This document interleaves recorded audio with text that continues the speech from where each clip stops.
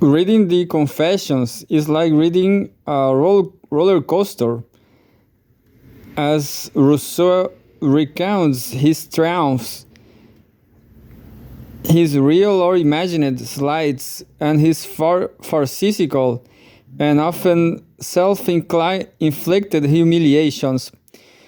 Could it be that these extraordinary vicissitudes are symptomatic of the way that Rousseau acted out, in all its ambivalence, the uneasy relationship between the citizen and the man about town?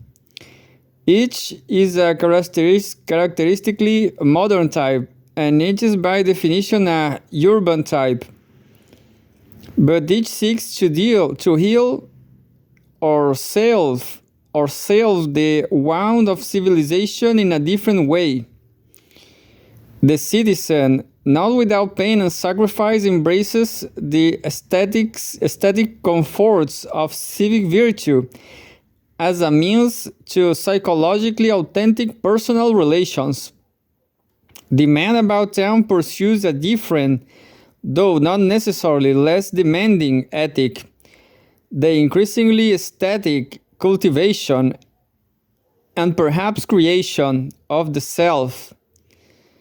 Rousseau unquestionably committed himself morally and intellectually to the former.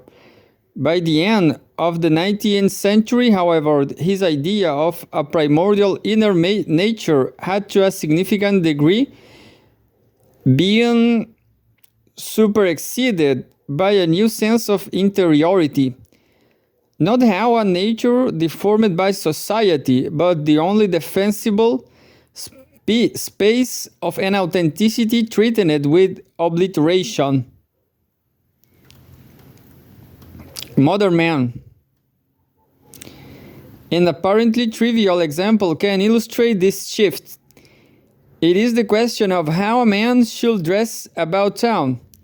By his own admission, Rousseau was a slob, but typically he defended his slobbishness in ethical terms. Excessive ornament and non-functional adornment, or garishness of dress, he found not only offensive but inconvenient.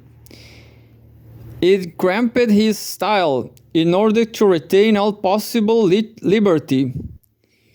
When I am among other men, I will want to be dressed in such a way that in every rank I appear to be in my place, and that I did not stand out in any, he declared. In this way I will be more the master of my conduct, and I will put the pleasures of all stations always within my reach.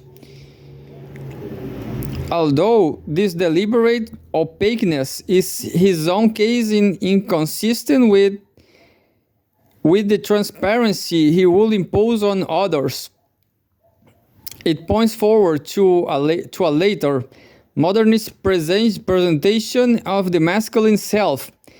By 1908, for the Viennese architect Alfred Loos, Rousseau's eccentricity had become a norm. The person who runs around in a velvet suit is not artist but a buffoon or merely a decorator. We have become more refined, more subtle. Primitive men had to differentiate themselves by the use of various colors. Modern man needs his clothes as a mask. His individuality is so strong that he cannot express it any longer by his clothing. The lack of ornament is a sign of intellectual power. Modern man concentrates his own power of invention on other things. These other things concern less the display of rank or reputation than the defensive cultivation of an inner authenticity. Here we are in the mental landscape of the metropolis analyzed by George Simmel.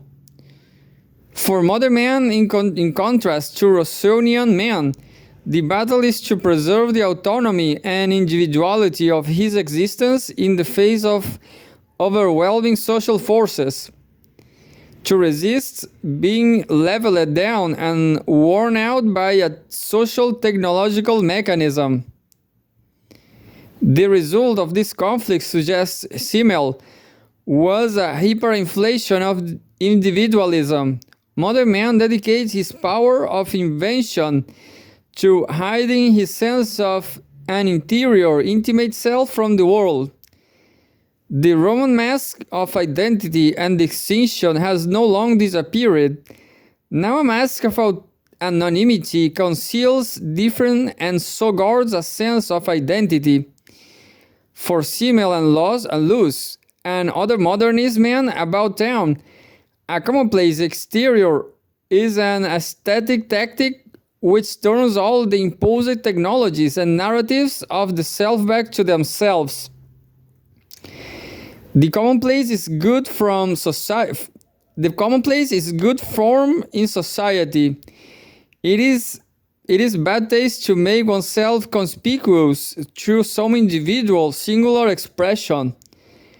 Obedience to the standards of the general public is all external, is the conscious and desired means of reserving their personal feelings and their tastes.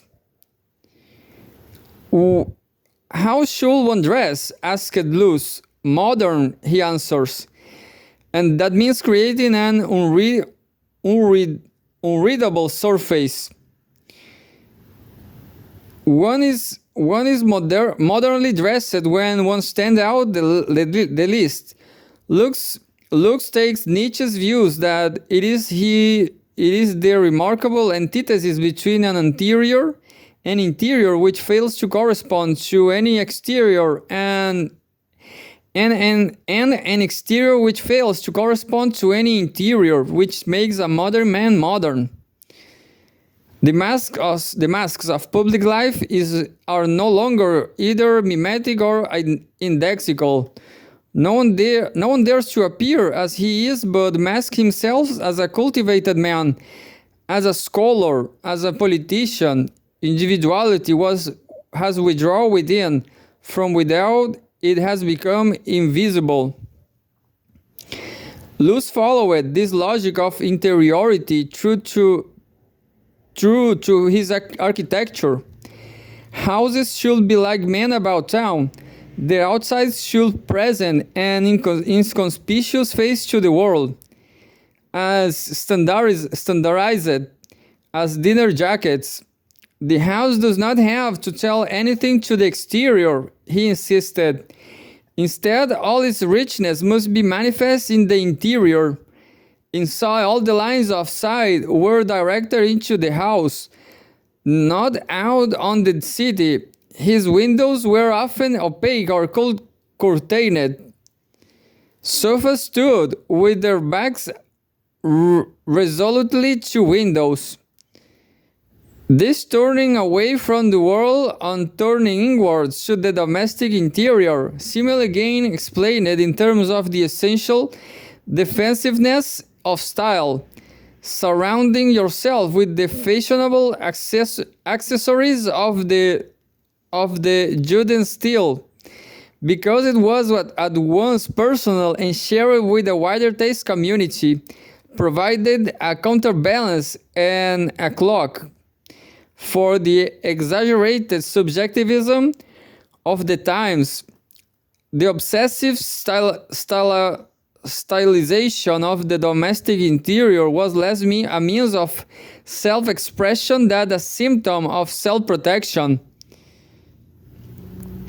What impels people to strongly toward style is the unburdening and masking of the personality that is the essence of style.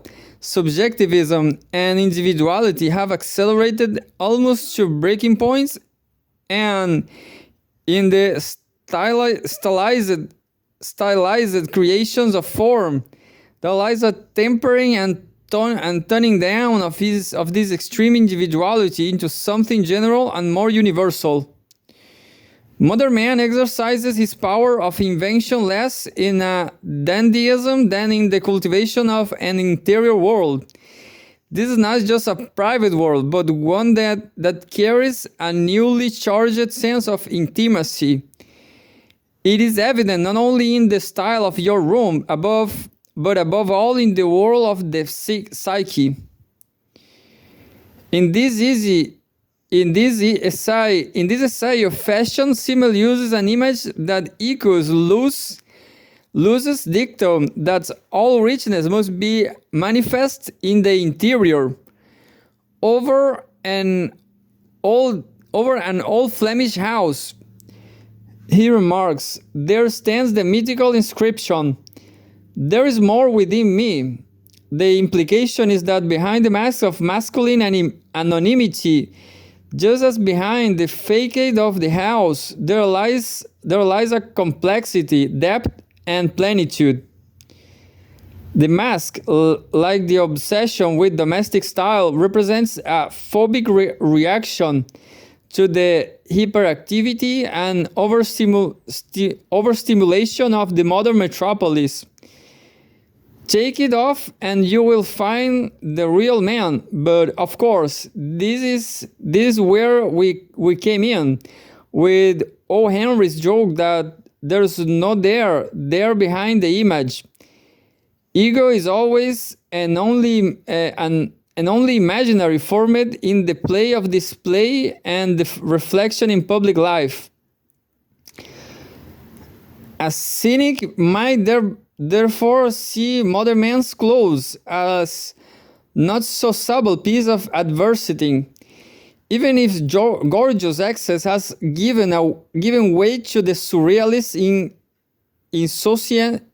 insouciance of Magritte's suit and Bowler's head, or the demonic semiotics of Gap. That ordinary sartorial exterior is now presented as the promise of extraordinary richness within. This is the double bluff of modern masculinity, the assertion of authority through its manifest disavowal.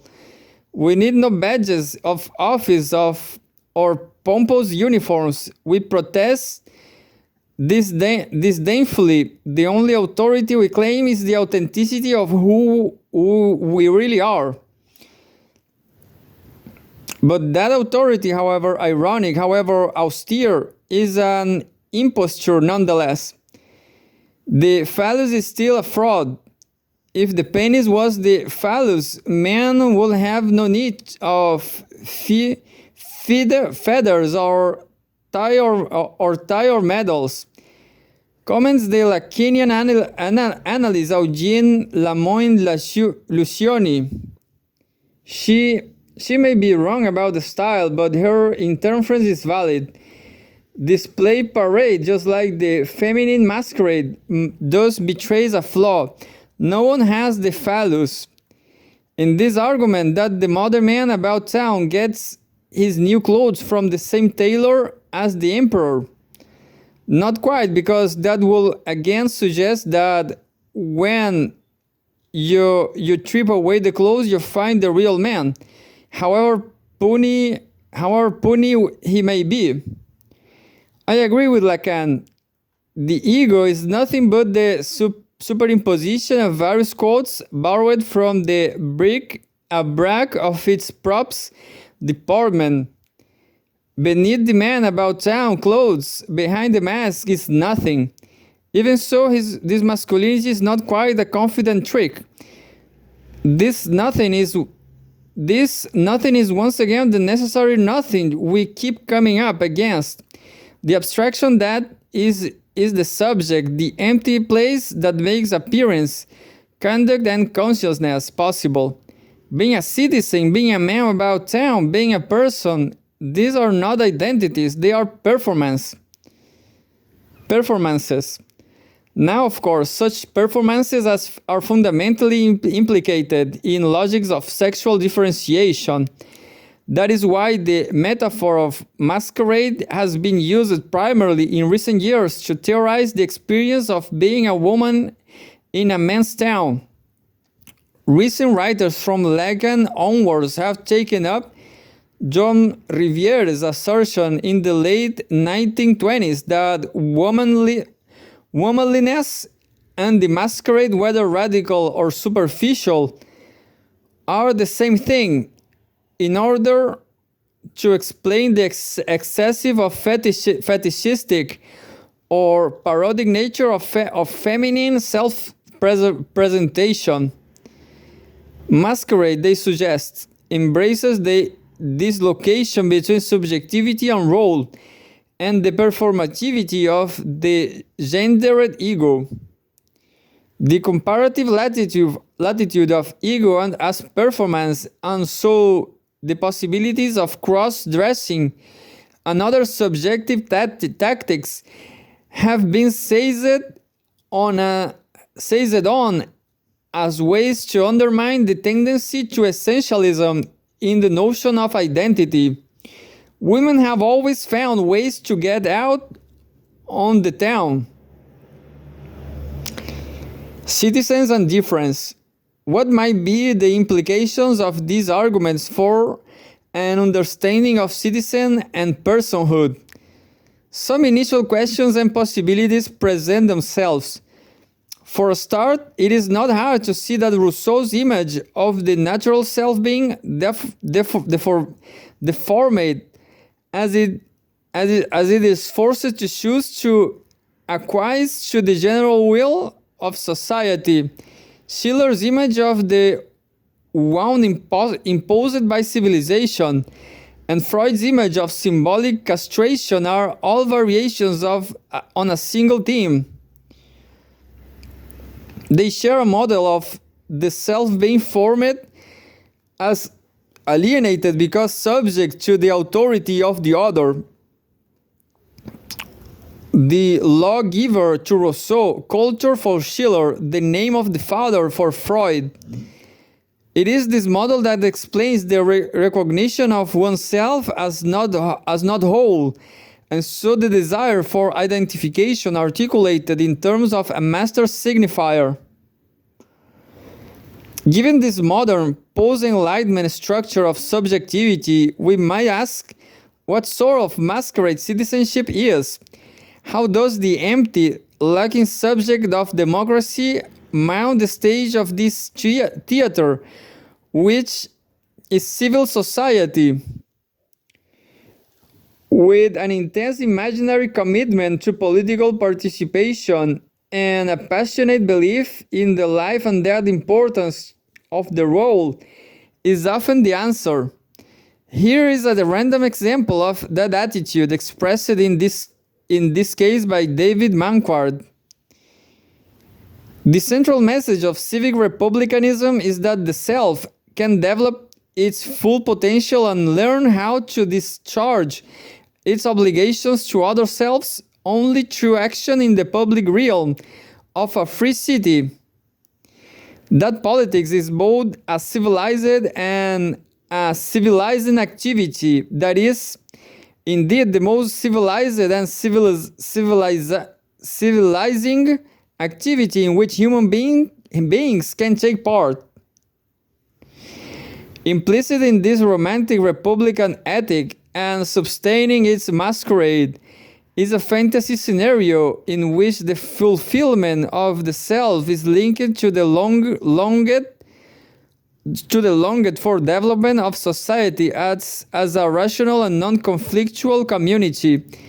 To recognize his scenario as a fantasy, which is not to trivialize it, should make it possible to examine how different ways of performing politics have been authorized for men and women, in the same way that the symbolic space of the city allows or prohibits different modes of appearing in public. Renata Salet takes a more radical step, however. She sees the sexually differentiated masquerade of citizenship further evidence that citizenship denotes an empty place. Man cannot be this symbolic place any more than women can. Rather, masculine and feminine enactments of citizenship embody different ways of experiencing the impossibility of identity.